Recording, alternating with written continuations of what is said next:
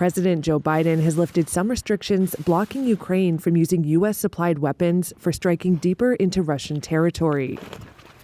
The decision is a major change in U.S. policy and could help Ukraine better defend itself. But it could also escalate the conflict.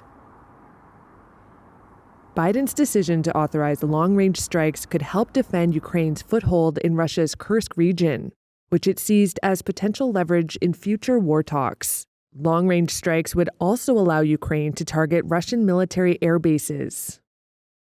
James Nixie is the director of Russia-Eurasia and Europe programs at Chatham House. It is a dramatic step because it does give the Ukrainians the ability to hit really important military points and infrastructural points inside Russia. And that will absolutely have an effect on Russia's ability to wage war.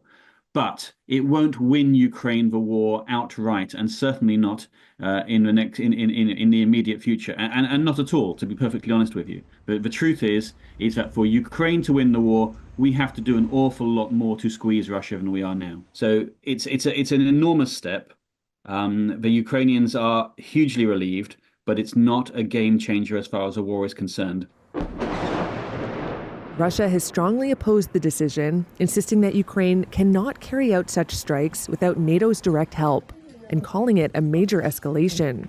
On Monday, the Kremlin said that any such decision would signal direct U.S. involvement in the conflict. Here's Russian President Vladimir Putin himself in September, warning against such a decision. If this decision is made, it will mean nothing less than the direct participation of NATO countries, the United States, and European countries in the war in Ukraine. The first Ukrainian long-range strikes could happen in the coming days.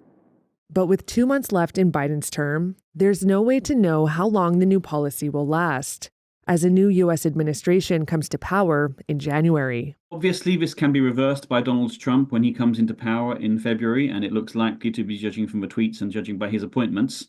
So there is the understanding that Ukraine needs to do all that it can between now and January, mid-January, in order to get itself into that best possible position, because it might well be more handicapped than it ever has been before come 20th January.